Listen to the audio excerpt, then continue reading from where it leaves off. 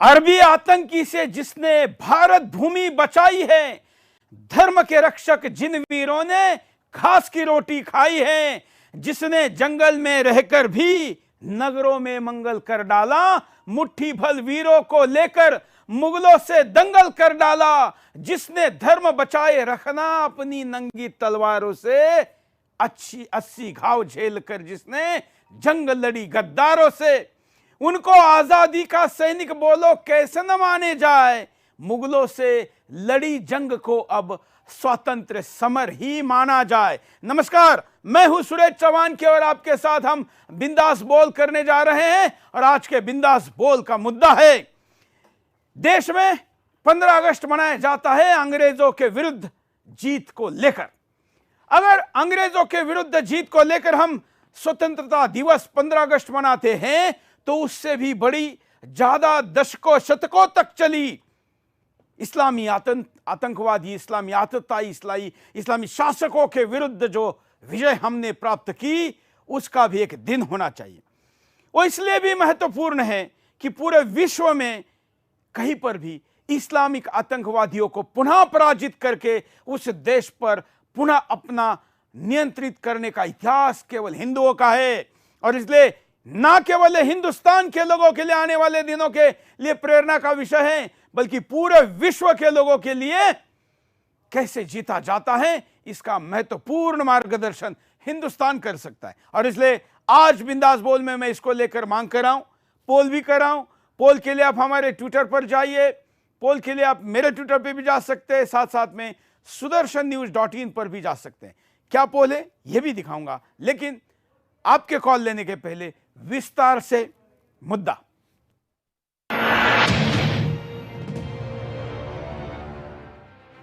अंग्रेजों से स्वतंत्रता का दिन हम 15 अगस्त मनाते हैं। अंग्रेजों को हमारे स्वतंत्रता सेनानियों ने खदेड़ दिया था, लेकिन क्या हम इस्लामिक आक्रमणकारियों से स्वतंत्रता का दिन मनाते हैं? अंग्रेजों के आने से पहले हमने इस्लामिक आक्रमणकारियों को आज के भारत के पूरे भूभाग से खदेड़ दिया था, चाहे वो पलासी की लड़ाई हो या फिर पानीपत की तीसरी लड़ाई। मराठों ने दिल्ली को भी तुर्कों से छीन लिया था।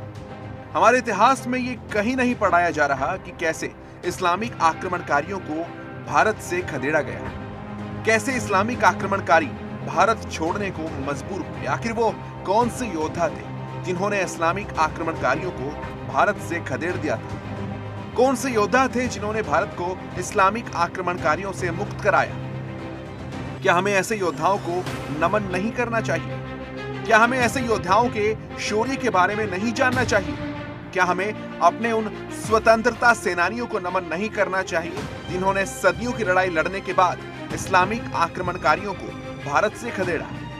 आखिर हमसे हमारे उन स्वतंत्रता सेनानियों के शौर्य को क्यों दूर रखा गया जिन्होंने इस्लामिक आक्रमणकारियों से लड़ते हुए अपने प्राणों की आहुतियां दी?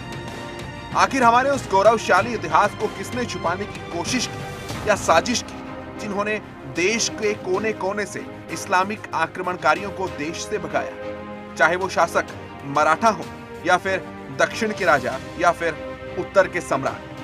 तो क्यों न फिर हम इस्लामिक आक्रमणकारियों से स्वतंत्रता दिन मनाने की घोषणा करें? क्यों न फिर हम अपने उस इतिहास की गौरवशाली गाथाओं को याद करें जिन्होंने भारत माता को इस्लामिक आक्रमणकारियों की बेड़ियों से आजाद करवाया था। आप भी इस मुद्दे पर अपनी राय दे सकते हैं बिंदास बोल में बेखौफ।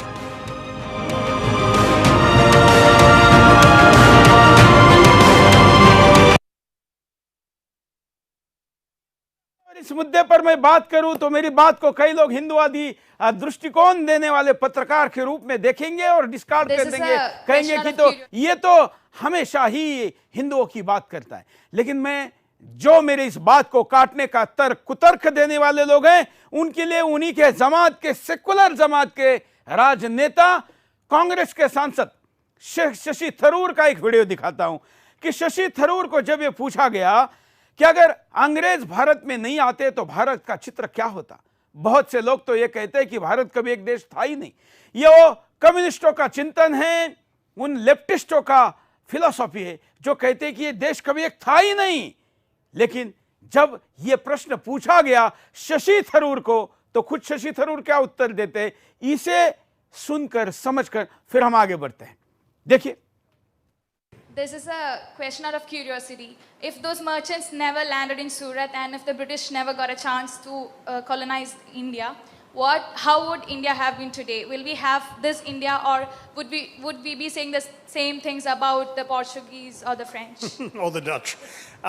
There was a scramble for overseas territories from European powers, and the argument that many make is that we were lucky, and that we were going to get colonized anyway because we're relatively militarily weak and divided, and so a European power would have established itself, as the Dutch did in Indonesia, the Portuguese did in Mozambique and Goa, the Belgians did in Congo, and so on. So if it wasn't the British, it would have been worse. And that's possibly true.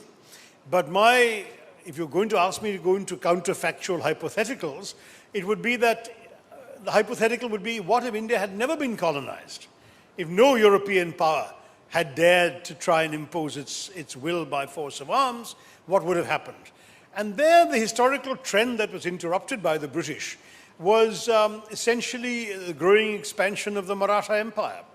The Marathas had spread as far south as Tanjavur.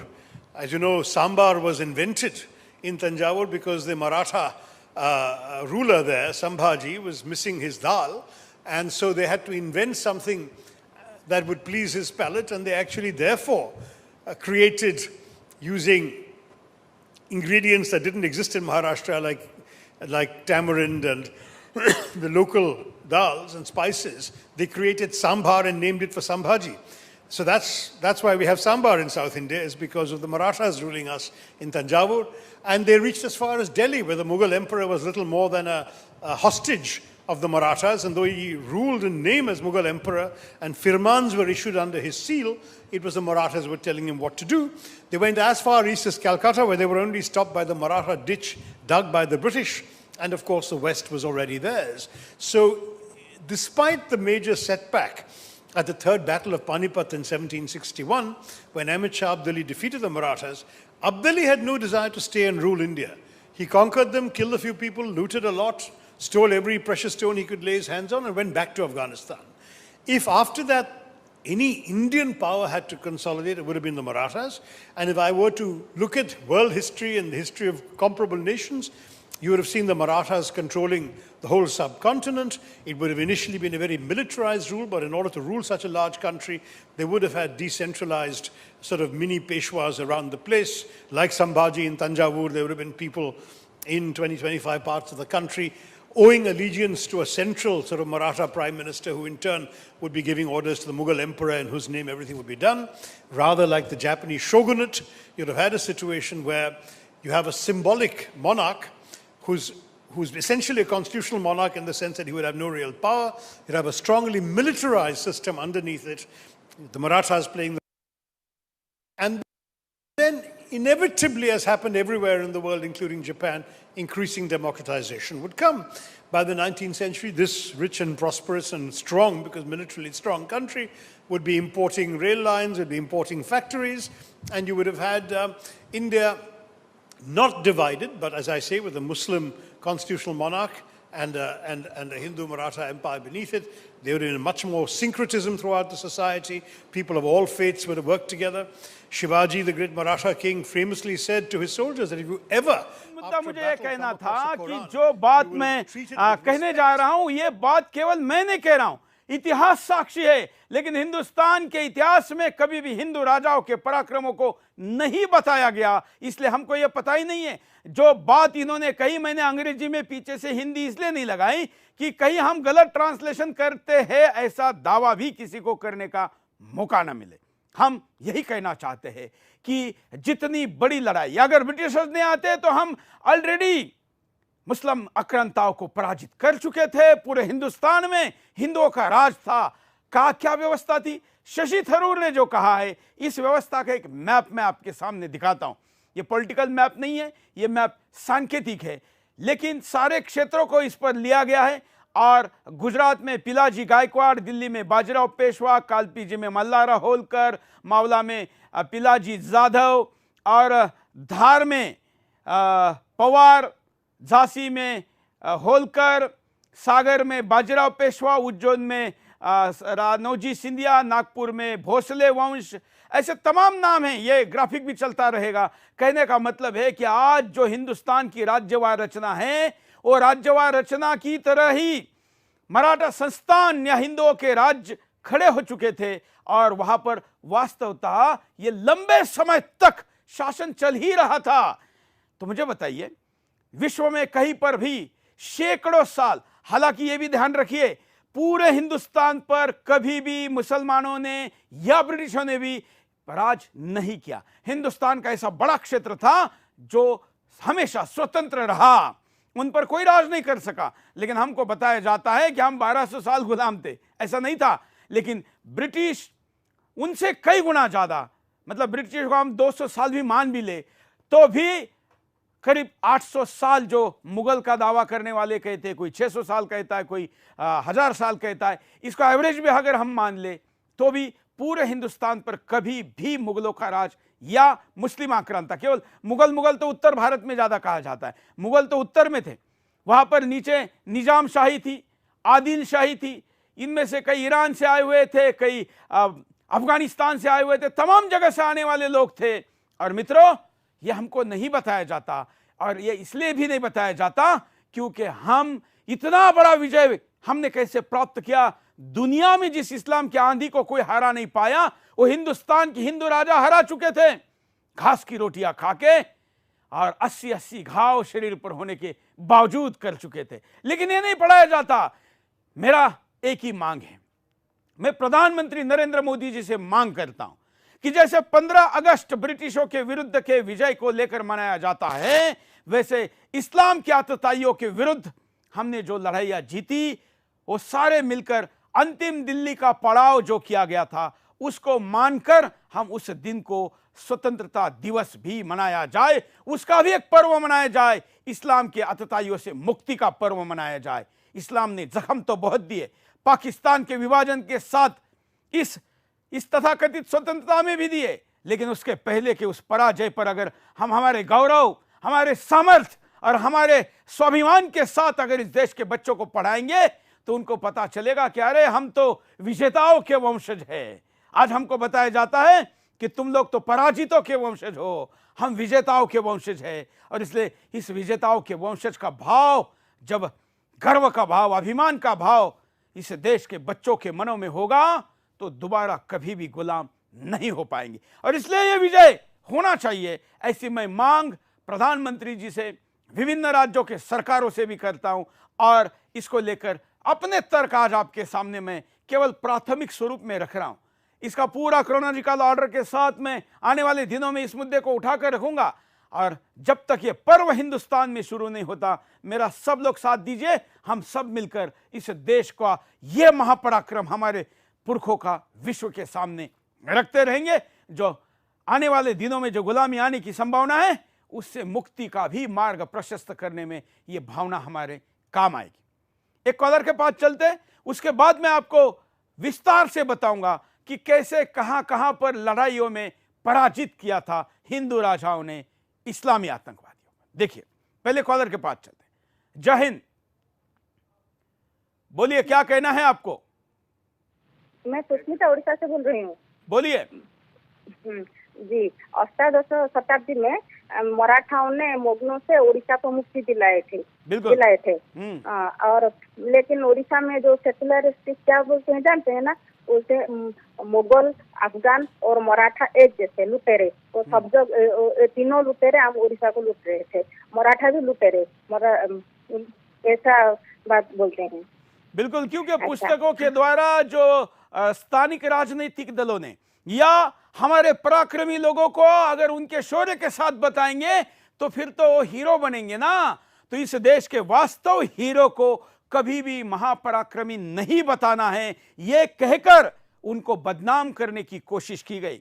Gwalior के सिंधिया को भी जो खलनायक के रूप में प्रस्तुत किया जाता है कि उन्होंने झांसी के रानी को सहयोग नहीं दिया, इसका वास्तविक ऐतिहासिक तथ्य कितना है?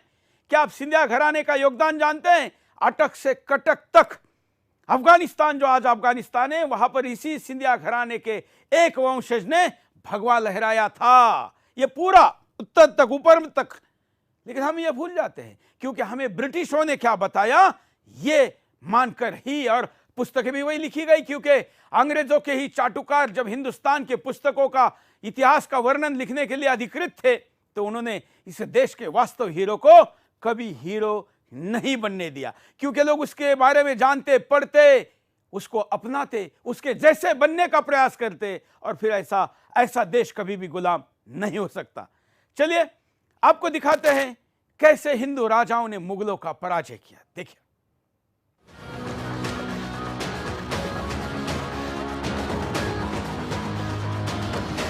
आज हम आपको कुछ ऐसे योद्धाओं के बारे में बताने जा रहे हैं जिन्होंने मुगलों और मुस्लिम आक्रमणकारियों को हराकर धूल चटाई।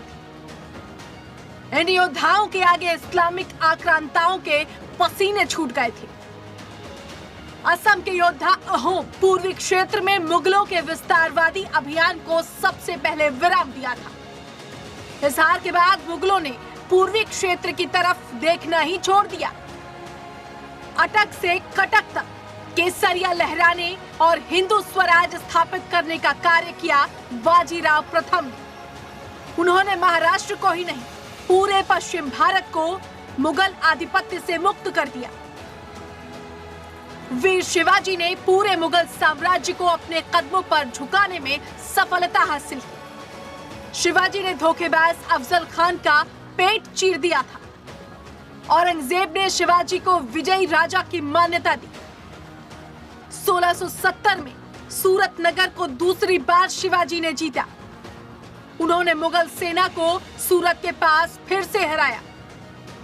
24 दिसंबर 1737 का दिन मराठा सेना ने मुगलों को जबरदस्त तरीके से हराया। निजाम ने अपनी जान बचाने के लिए संधि की और मालवा मराठों को सौंप दिया। मुगलों ने 50 लाख रुपए बतौर हर्जाना भी बाजीराव को सौंपे। भारतीय इतिहास के नायक महाराणा प्रताप ने आजीवन मुगलों का मुकाबला किया। महाराणा प्रताप ने बहलोल खान के सिर पर इतनी ताकत से वार किया कि उसे घोड़े समेत 2 टुकड़ों में काट दिया। राजपूत सेना ने अजमेर तक मुगलों को खदेड़ा। भीषण युद्ध के बाद बचे खुचे 36,000 मुगल सैनिकों ने महाराणा के सामने आत्मसमर्पण कर दिया। रानी कर्णावती ने शाहजहां के 30,000 घुड़सवारों को गढ़वाल की सीमा में घेर लिया। इन मुल्लापंथी सैनिकों ने रानी के आगे आत्मसमर्पण कर दिया। तो वहीं गुरु हरगोविंद सिंह जी ने भी मुगलों को हर युद्ध में धूल चटाई। उन्होंने मुगलों के आगे कभी हार नहीं मानी। सारागढ़ी के जंग में 21 सिखों ने 10,000 मुगलों को हराया था। तो वहीं महाराजा सूरजमल ने अपने जीवन में कई युद्ध लड़े और सभी जीते। युद्ध के दौरान हजारों दुश्मनों को नरक का रास्ता सूरजमल की तलवार ने दिखाया। साल 1191 में पृथ्वीराज चौहान और मोहम्मद गौरी के बीच तराइन का पहला युद्ध हुआ था, जिसमें पृथ्वीराज चौहान की जीत हुई थी।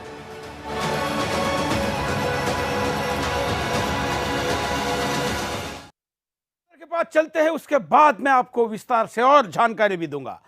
जय हिंद बोलिए। हाँ, जय हिंद, बोलिए। जय भारत। बोलिए। मैं अकोला महाराष्ट्र से बोलते रहिए। मैं अकोला महाराष्ट्र से मैं सुरेश अयचित बात कर रहा हूँ। हाँ, और मेरा कहना यह है कि आपने ये जो विषय निकाला है इसको देखकर मेरा हाँ बोलिए ना। अरे नहीं, बजरंग सिंह झाला।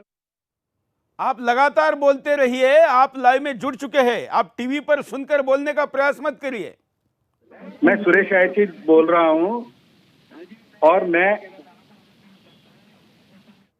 चलिए, धन्यवाद। मैं कॉलर को कहूंगा कि जब भी आप कनेक्ट हो, आपके कान पे लगे फोन पर अब केवल अपनी प्रतिक्रिया देते रहिए। आप टीवी से आवाज सुनने के चक्कर में, क्योंकि इसमें सैटेलाइट से जाता है आता है, उसमें समय जाता है। अगले कॉलर के पास चलते हैं।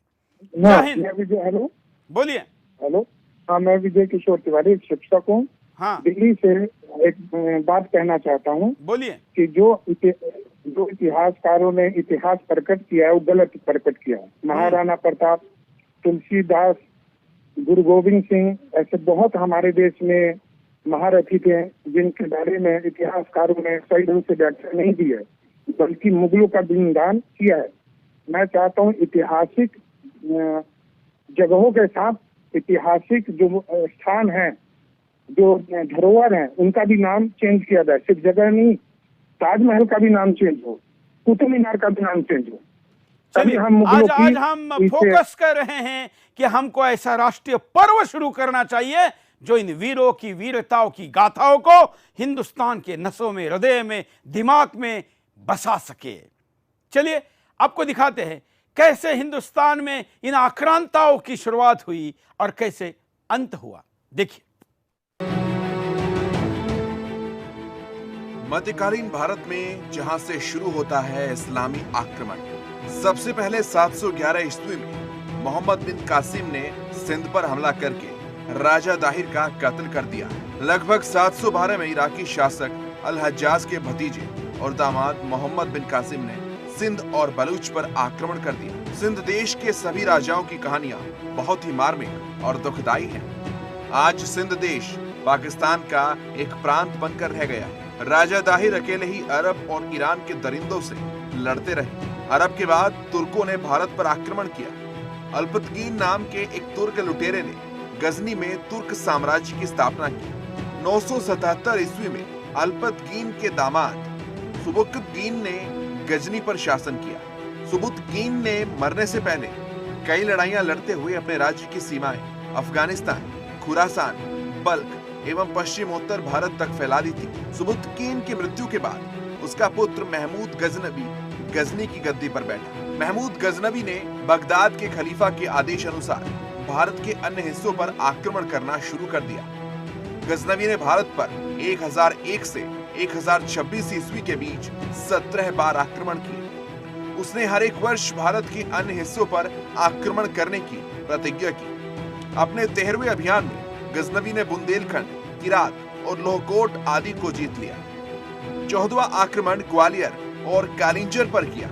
अपने 15वें आक्रमण में उसने जैसलमेर, गुजरात और अहिनवाड़ पर आक्रमण कर वहां खूब लूटपाट की। माना जाता है कि महमूद गजनबी ने अपना 16वां आक्रमण 1025 ईस्वी में सोमनाथ पर किया। उसने वहां के प्रसिद्ध मंदिरों को तोड़ा और वहां अपार धन प्राप्त किया। इस मंदिर को लूटते समय महमूद ने लगभग 50,000 ब्राह्मणों एवं हिंदुओं का कत्ल कर दिया। 17वां आक्रमण उसने सिंध और मुल्तान के तटवर्ती क्षेत्रों में जाटों पर किया। मोहम्मद बिन कासिम के बाद महमूद गजनबी और उसके बाद मोहम्मद गोरी ने भारत पर आक्रमण कर अंधाधुंध कत्लेआम और लूटपाट मचाई। गोरी गजनी और हेरात के मध्य स्थित छोटे से पहाड़ी प्रदेश गौर का शासक था। गोरी ने पहला आक्रमण 1175 ईस्वी में मुल्तान पर किया और दूसरा आक्रमण 1178 ईस्वी में गुजरात पर किया। इसके बाद 1189 से 1186 ईस्वी के बीच उसने पंजाब पर आक्रमण किया।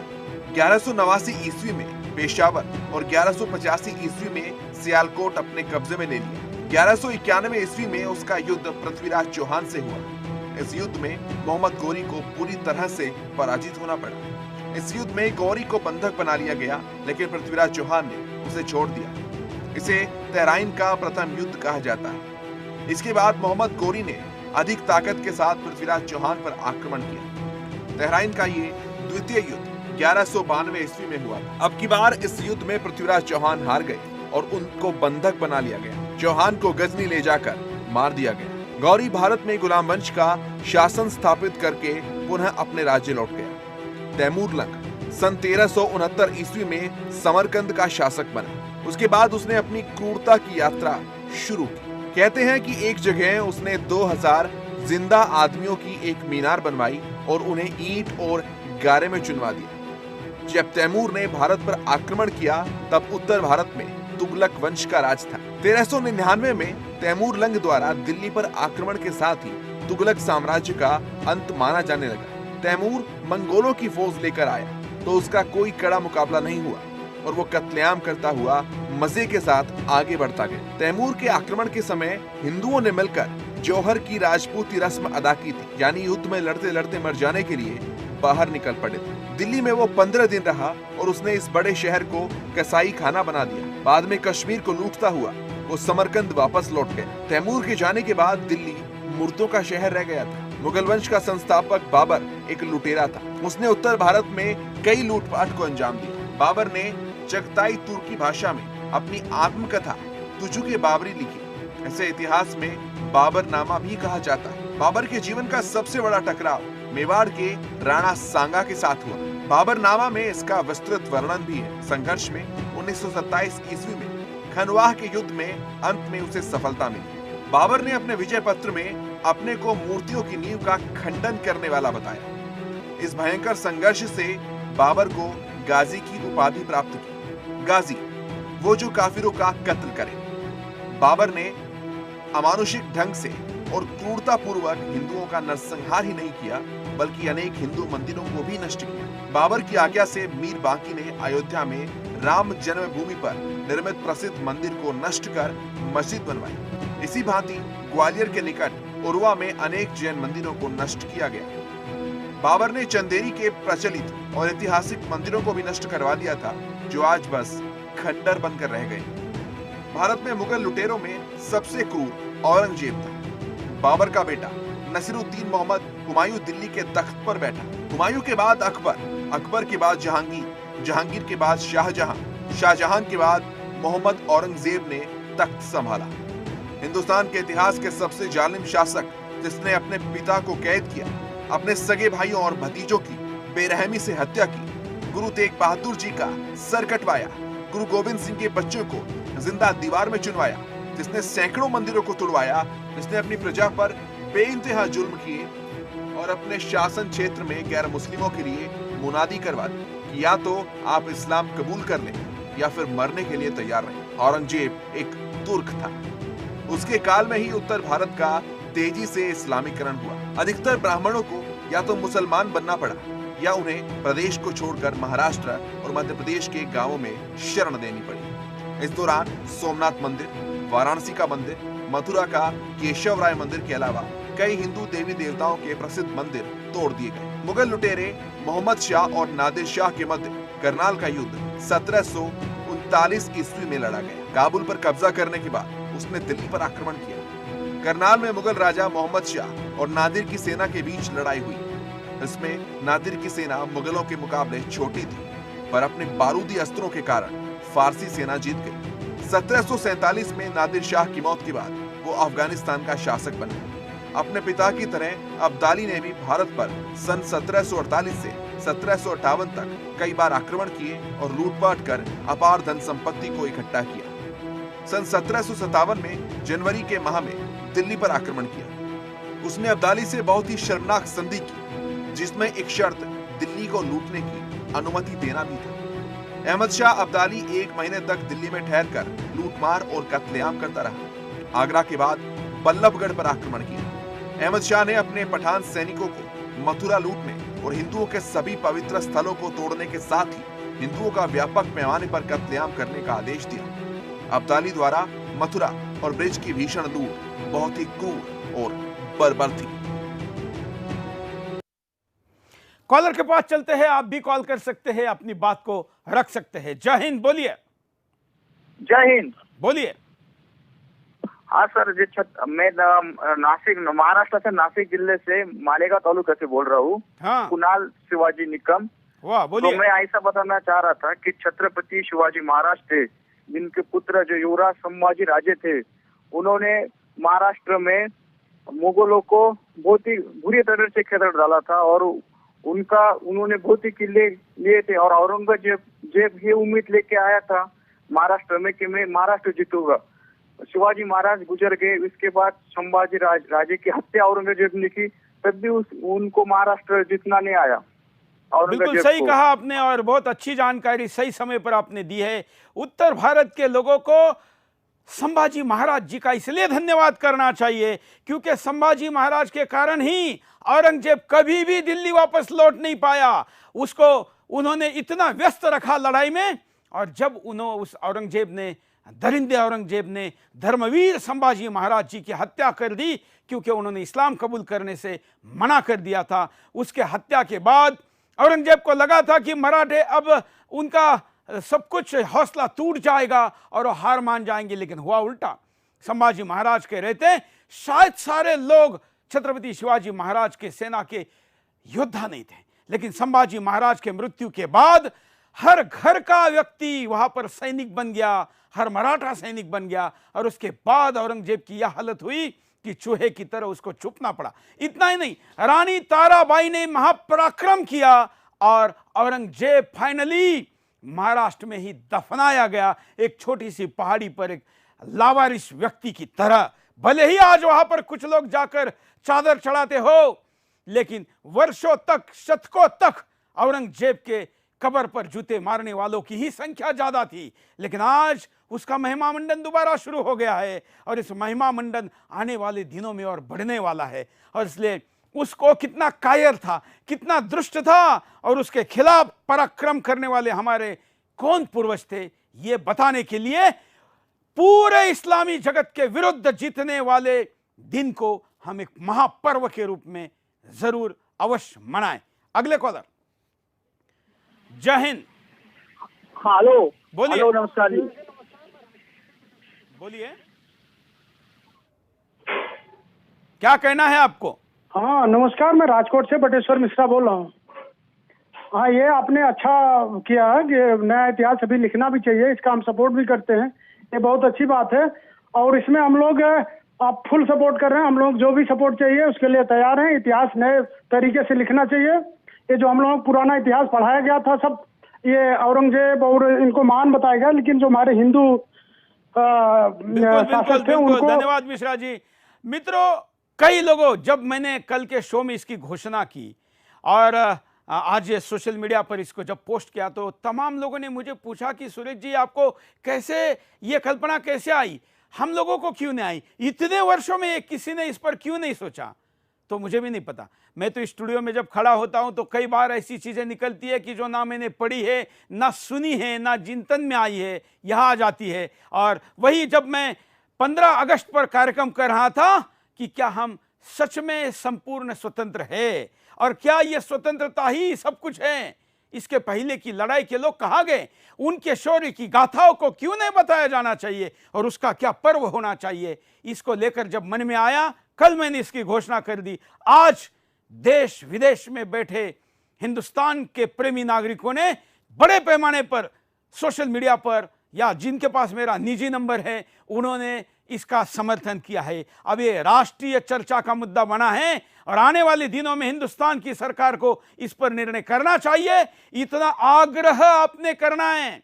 आपने क्या करना चाहिए, आदेश करिए। ऐसा कहने वाले लोगों को मेरी प्रार्थना है कि आपके सांसदों को, अपने विधायकों को, अपने आसपास के पत्रकारों को, देश के प्रधानमंत्री राष्ट्रपति जी को भी इसके लिए कहते रहिए। ट्विटर पर, फेसबुक पर, सोशल मीडिया पर, सार्वजनिक कार्यक्रमों में इसको भाषण का मुद्दा बनाइए।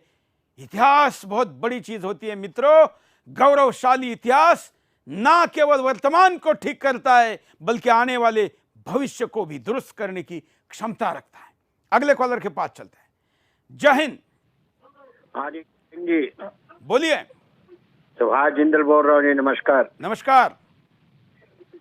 तो बात यह है कि हमारे इतिहास को प्रारंभ से ही भगवान राम से, त्रेता युग से हाँ प्रारंभ करके, बिल्कुल, और उसके बाद जो हमारा इतिहास है, समुद्रगुप्त, चंद्रगुप्त, अन्य राजे जितने आज तक हुए लाखों साल में, ये मुगलों का जो काल कुछ ही देश के हिस्से में रहा, कुछ देर उसमें भी संघर्ष होते रहे, उसमें भी कोई छोड़ा नहीं उनको। बाकी दुनिया के अंदर कोई संघर्ष नहीं हुआ। भारत में इनको आराम से सोने नहीं दिया। उन वीरों का जो अभिनंदन है, उसका एक दिन बनाया जाए कि 700-800 साल में ये जब जालिम, जो अत्याचारी इस्लाम के नाम पे हमारे देश पे आक्रमण किए, उनको श्रद्धांजलि देने के लिए जिन लोगों ने संघर्ष किया, उनका सारा इतिहास हमारे जानकारी में आना चाहिए जी। बिल्कुल। वो कैसे आएगा? वो तभी आएगा जब कोई ऐसा पर्व मनाया जाएगा, प्रतिवर्ष मनाया जाएगा। हर बार सुरेश चौहान के एक शो करे और पता चले ऐसा क्यों? इसका एक बड़ा राष्ट्रीय महापर्व हो। अभी सुभाष जी ने कहा, कॉलर ने, कि इस्लाम के नाम पर ये इस्लाम के लिए ही आए थे। इस देश के कई लोग कहते हैं कि हमारा नाम क्यों बाबर के साथ जोड़ते हो? अरे बाबर के साथ नहीं जोड़ू तो क्या करूं? बाबरी मस्जिद के लिए क्यों आवाज उठाते हो? अगर कहते हैं कि हमारा नाम आतताइयों के साथ मत जोड़िए, तो आप तो उनको पूर्वज मानते हो। जब मैं मुगलों के खिलाफ बोलता हूं, आदिल शाही के खिलाफ बोलता हूं, कुतुब शाही के खिलाफ बोलता हूं, जब मैं तमाम ऐसे आक्रांताओं के खिलाफ बोलता हूं, तो हिंदुस्तान का मुसलमान सोशल मीडिया पर हमको गाली क्यों देता है? अगर उसको पूर्वज नहीं मानता तो मेरे साथ, मेरे सुर में सुर मिलाए, मैं आपको उसके साथ नहीं जोड़ूंगा। लेकिन ये आने वाले लोगों ने, ये हिंदू देश था, ये गैर इस्लामिक देश था, इसीलिए और यहां पर आक्रमण किया। यहां तो धन संपदा तो थी ही, लेकिन हर आक्रमणकारी का इस्लामिक थॉट प्रोसेस था, एक फिलॉसफी थी, एक नारा था। क्या कहना था उन लोगों का? देखिए, हर का मूर्ति पूजा, मूर्ति तोड़ने, हिंदुओं को काटने या उनके जनुओं की मीनार बनाने से लेकर क्या क्या उनकी सोच थी। देखिए,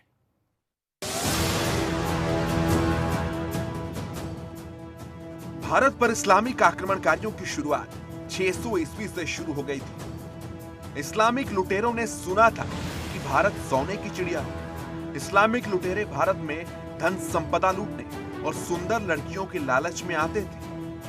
इस्लामिक खलीफा के आदेश पर मोहम्मद बिन कासिम ने लूटपाट के साथ काफिरों यानी हिंदुओं की बेटियों को दासी बनाना शुरू किया और पुरुषों को मारना भी शुरू किया। यहीं से भारत में जबरदस्ती धर्म परिवर्तन शुरू कर दिया गया मुस्लिम आक्रांताओं के द्वारा। कासिम ने नारा दिया, हिंदू पुरुषों को मारो और महिलाओं को दासी बनाओ। महमूद गजनवी ने मंदिरों के पुजारियों को मारना शुरू किया, यानी नारा दिया गया, मूर्ति पूजकों को मारो और धर्म परिवर्तन करो। महमूद गजनवी ने 50,000 ब्राह्मणों का कत्ल किया। मोहम्मद गोरी ने भी मूर्ति पूजकों को मारने का आदेश दिया। मंदिरों को तोड़ने के साथ ही हिंदू पुरुषों का कत्ल और महिलाओं को सैनिकों की दासी बनाने का फरमान जारी किया गया। तैमूर ने दिल्ली से लेकर कश्मीर तक हिंदुओं का कत्लेआम किया। तैमूर का नारा था, काफिरों को कत्ल करो और उनकी बहन बेटियों को दासी बनाओ। कश्मीर में तैमूर ने जनेऊधारी ब्राह्मणों को मारा। क्रूर लुटेरे बाबर ने मूर्ति पूजकों को मारने और मूर्तियों को तोड़ने का फरमान जारी किया था। मूर्ति पूजकों के कत्ल के साथ मंदिरों को तोड़ा। बाबर ने सबसे ज्यादा यह नुकसान किया। औरंगजेब ने आक्रामक तरीके से धर्म परिवर्तन किया और मंदिर तोड़े। औरंगजेब का नारा था, ब्राह्मणों को मारो और गांवों के गांवों का इस्लामीकरण करो। नादिर शाह ने भारत के गांवों को सबसे ज्यादा लूटा। नादिर शाह का मकसद सबसे ज्यादा संपत्ति बनाना था। लूटपाट के लिए हिंदुओं का कत्लेआम नादिर शाह ने अपनी सेना से करवाया। अहमद शाह अब्दाली ने सबसे ज्यादा दिल्ली को लूटा और हिंदुओं का कत्लेआम किया। हिंदुओं के कत्लेआम के साथ ही धर्म परिवर्तन करना उसका सबसे बड़ा एजेंडा था।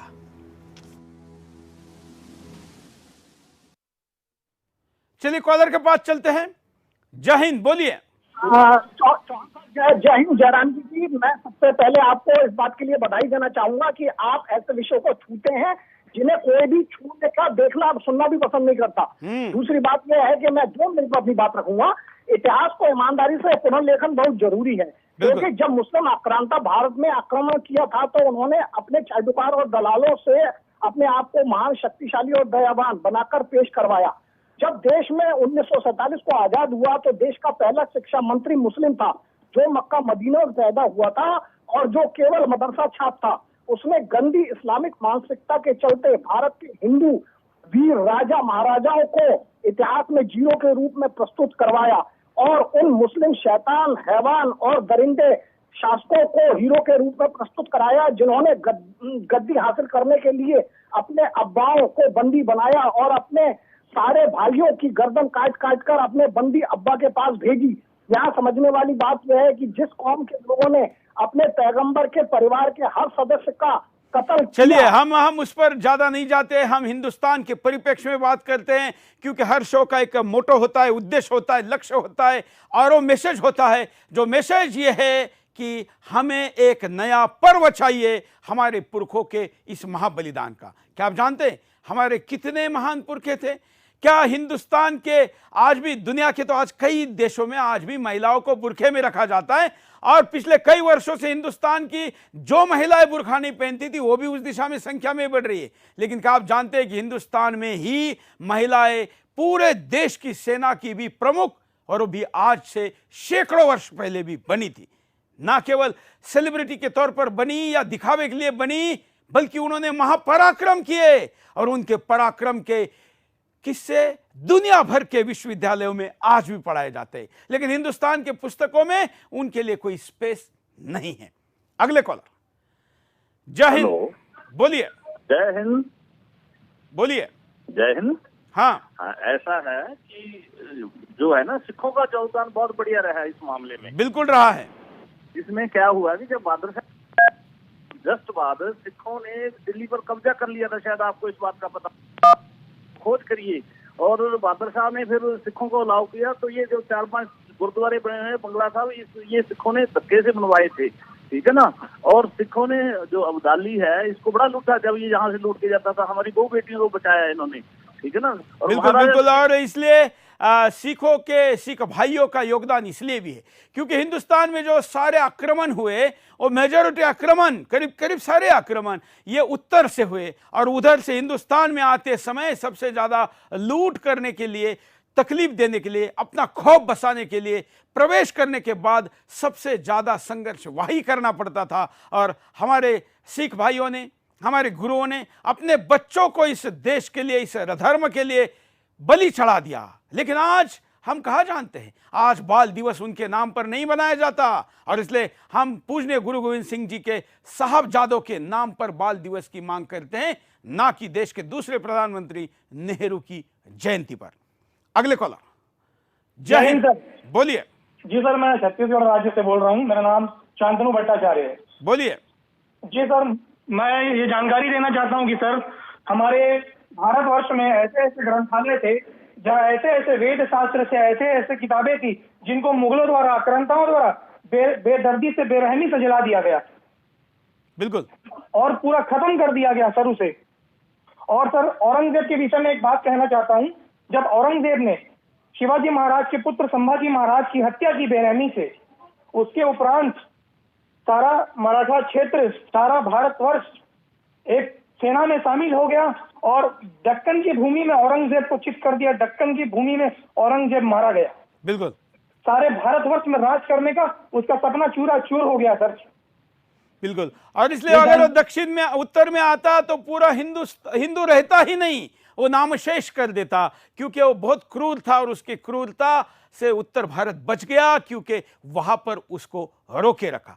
चलिए, हम आपको ये भी दिखाते हैं, हमारा ये संघर्ष इसलिए भी महत्वपूर्ण है क्योंकि इस्लामिक आतताइयों के विरुद्ध किसी देश की कोई सभ्यता, किसी देश का कोई धर्म, किसी देश का कोई पंथ, किसी देश की कोई पूजा पद्धति नहीं बच पाई, लेकिन हिंदुस्तान में बची है। और इसलिए उन विश्व के किसी भी योद्धाओं से ज्यादा मेरे देश के योद्धा बड़े थे। देखिए विश्व में कैसा खौफ फैलाया था इस्लामिक आतताइयों ने।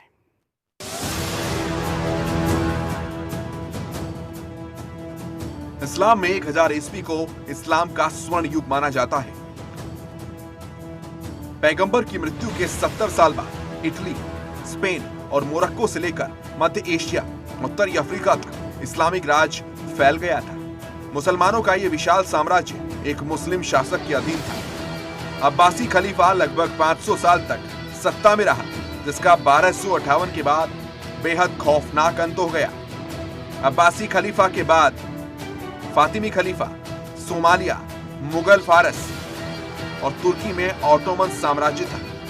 आज भी मुस्लिमों में एशिया, यूरोप, अफ्रीका के कई देशों पर कब्जा जमाया हुआ है। जहां जहां इस्लामिक आक्रांताएं गए, अब भी वो कई देश मुस्लिम बने हुए हैं, और मक्का से फैला शुरू हुआ इस्लामिक आक्रमणकारियों की क्रूरता आज भी कई देशों में मौजूद है। Afghanistan, Iran, Mauritania, Oman, Yemen, ये पूरी तरह से वो देश हैं जहां आज भी इस्लामिक देशों का कब्जा हुआ है, जहां आज भी इस्लामिक आक्रमणकारियों ने अपना कब्जा जमाया हुआ है, और ये देश इस्लामिक देश बने हुए हैं। अल्जीरिया, बहरीन, ब्रुनई, कोमरोज, मिस्र, Iraq, Jordan, Kuwait, Libya, Maldives, Malaysia, Morocco, Qatar, ये ऐसे देश हैं जहां इस्लाम राज धर्म है। इन सभी देशों पर मुस्लिम आक्रमणकारियों ने कब्जा कर लिया था, लूटपाट और कत्लेआम करके, लेकिन कभी इन देशों को छोड़ा नहीं और मुस्लिम देश बना दिया।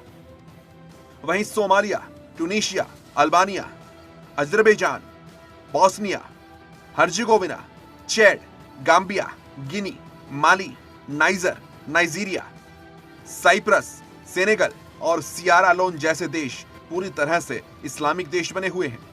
ऐसे में हमें गर्व करना चाहिए कि इस्लामिक आक्रमणकारियों से हमारे वीर योद्धाओं ने भारत माता की रक्षा की और भारत से आक्रमणकारियों को खदेड़ दिया। जिन हिंदू राजाओं ने इस मुस्लिम आक्रांताओं के प्रति सौम्य व्यवहार रखा, उनको मनुष्य बनाने की दिशा में प्रयास किया, यहां तक कि अपनी बेटियां दी, अपनी बहनें दी, उनके साथ क्या व्यवहार हुआ हम जानते हैं। शैतानों को इंसान बनाने के प्रयोगों में गांधी से लेकर हिंदुस्तान के कई राजाओं ने वैसे भी नुकसान कर दिया है। हम क्यों उनको आज भी मनुष्य मानने की दिशा में प्रयास कर रहे हैं? नहीं, यह आक्रांताएं राक्षस थे, राक्षस से भी बड़े राक्षस थे।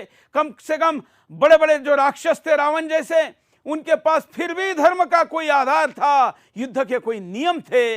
लेकिन इस देश में तमाम युद्धों के नियम का पालन करने वाला समाज, सभ्यता के साथ युद्ध लड़ने वाला समाज के सामने ऐसे शैतानों ने आकर लड़ाई शुरू की, जिस कारण, और हम विभाजित थे, जाति, भाषा, प्रांत, विभिन्न प्रकार के कारणों से, जिस कारण हम विभाजित रहे और पराजित हुए। लेकिन ये चीज जब ध्यान में आ गई और सारे लोग एकत्र हो गए तो हमने इनको पराजित किया था। ये स्वर्णिम अक्षरों में लिखे जाने वाला इतिहास है।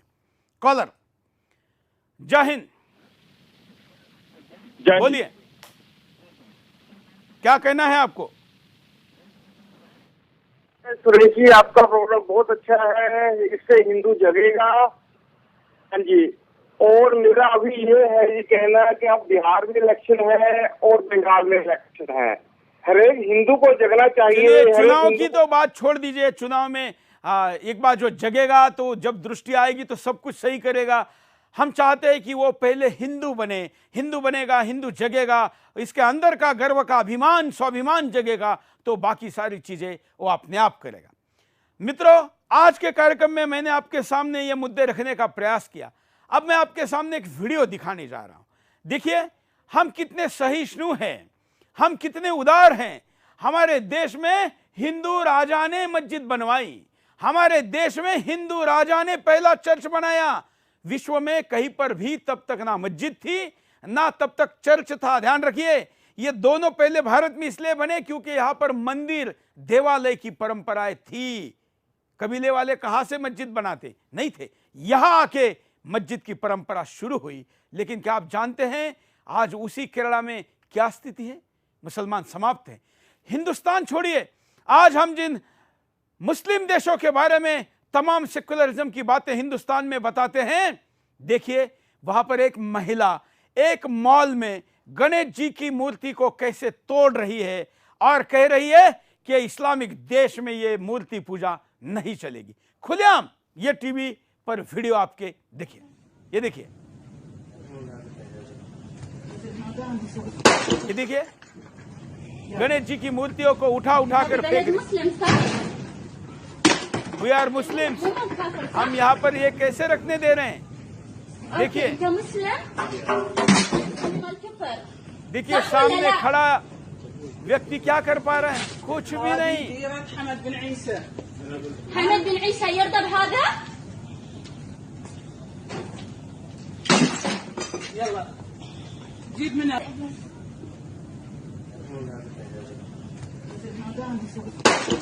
देखिए, दो महिलाएं और उनका नंगा नाच देखिए।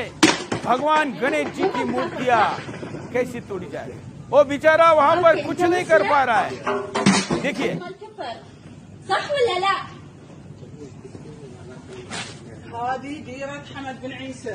यही तक नहीं, एक भी मूर्ति उस पागल औरत ने नहीं रखी। देखिए, एक एक करके भगवान गणेश जी की जितनी मूर्तियां उस मॉल में थी वो सारी मूर्तियां तोड़ी गई। आपके भाईचारे का भांग तो अभी नशा नहीं उतरने दे रहा है। लेकिन यहाँ देखिए बहरीन में, देखिए कितने कमजोर लोग हैं। हमारे मट्टी के भगवानों में भी इनको डर लगता है, उससे भी भय लगता है।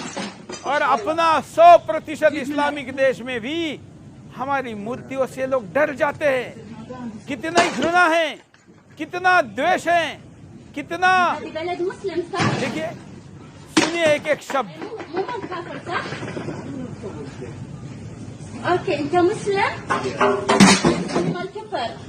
पूछती है, सेल्समैन को पूछती है कि तुम कौन हो, वो कहता है मुस्लिम।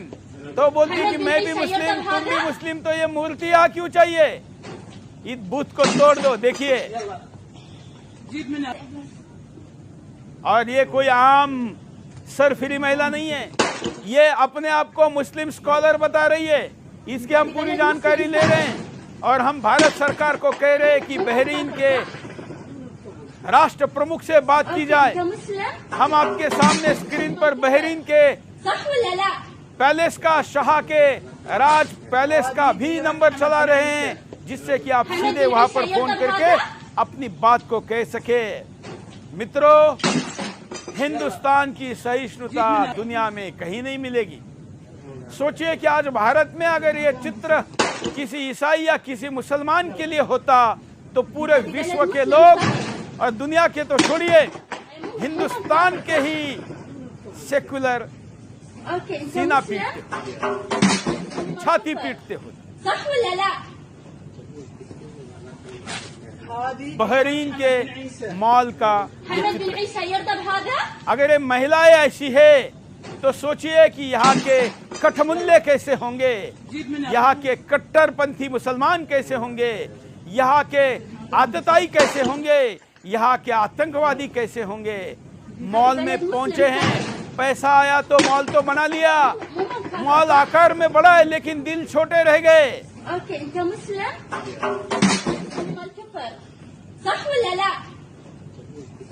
हिंदुओं, तुम कमजोर हो, इसलिए तुम्हारे भगवानों को तोड़ा जा रहा है, हजारों वर्षों से तोड़ा जा रहा है, और तुम आज भी अपने गौरवशाली पुरखों को याद करने के लिए तैयार नहीं हो। रोज जगाने में इसीलिए आपके सामने आता हूँ। जागिए, ये अंतिम मौका है। ये सीन भारत में भी होना कोई बड़ी बात नहीं है। वैसे भी दिल्ली जैसे शहर में भी कई मोहल्ले में गणपति बाप्पा को खुले मंचों पर नहीं बैठाया जाता। मैं आपको पहले भी दिखा चुका हूँ, केजरीवाल के दिल्ली में भी इससे कोई अलग चित्र नहीं है। मालेगांव, भिवंडी, मुंब्रा, श्रीनगर, मालदा, इन जगह पर इससे कोई बहुत अलग चित्र नहीं है। देखिए, यह है हमारे भगवानों की स्थिति, क्योंकि हम कायर है, कमजोर है, बुज़दिल है। क्यों नहीं हम तुरंत बहरीन के एम्बेसी के पास जाते? क्यों नहीं बहरीन के एम्बेसडर को तुरंत बयान देने के लिए मजबूर करते हैं? क्यों नहीं? ये बहरीन के दिल्ली के एम्बेसी का नंबर है 011 261 54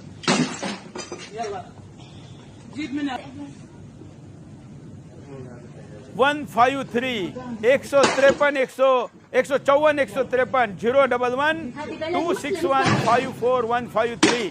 ये बहरीन एम्बेसी का नंबर है। ये अब इस वक्त अगर उठता भी नहीं है तो सेव करके रखिए, और कल सुबह फोन कर पूछिए कि हमारे भगवानों का अपमान करने वाले इस गंदी औरत को आपकी सरकार ने क्या सजा दी है। संभावना कम है, लेकिन कम से कम बोलिए, कम से कम पूछिए, और कम से कम इस पर बात करिए।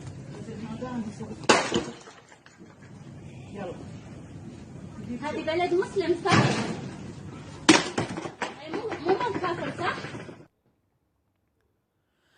1400 वर्षों से उन्होंने तो अपना रास्ता नहीं बदला। उनका कोई आतताई था तब भी मूर्तियां तोड़ता था। वो तालिबान के रूप में अफगानिस्तान में शासक बने तो बामियान भगवान बुद्ध की मूर्तियां तोड़ी। अभी कुछ दिन पहले पाकिस्तान में भी जमीन में खुदाई में मिली मूर्ति तोड़ी। जो मूर्तियों से डरते हैं वो कायर अपने आप को शक्तिशाली कहते हैं, लेकिन उनकी जो भी स्थिति है हम उत्तर देने के लिए पर्याप्त शक्तिशाली नहीं है, यही बार बार दिखाता है। और इसलिए हिंदुस्तान के हर व्यक्ति को जगाने का लक्ष्य लेकर सुदर्शन पिछले 15 वर्षों से आपके सामने आया है।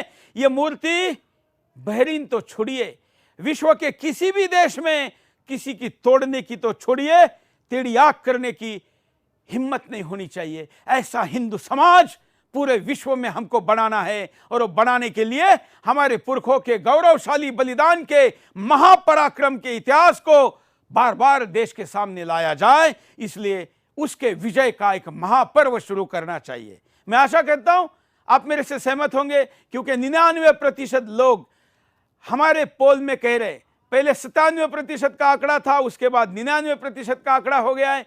मैं आपको पोल दिखाना भूल गया क्योंकि बहुत ज़्यादा कॉल और आज बहुत ज़्यादा पैकेजेस थे, लेकिन ये कार्यक्रम के आखिर में आपके सामने दिखिए।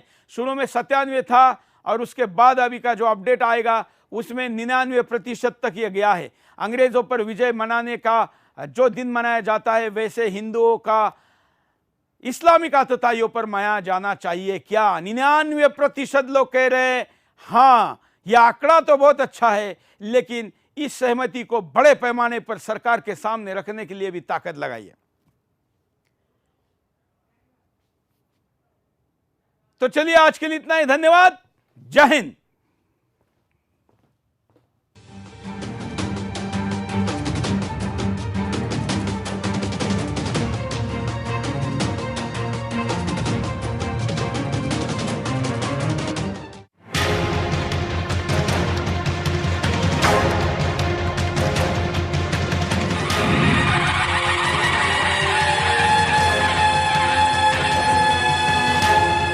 बेटी, बीवी या माँ, हमारी लाइफ में मुश्किल दिनों के दर्द, उनका असमय होना,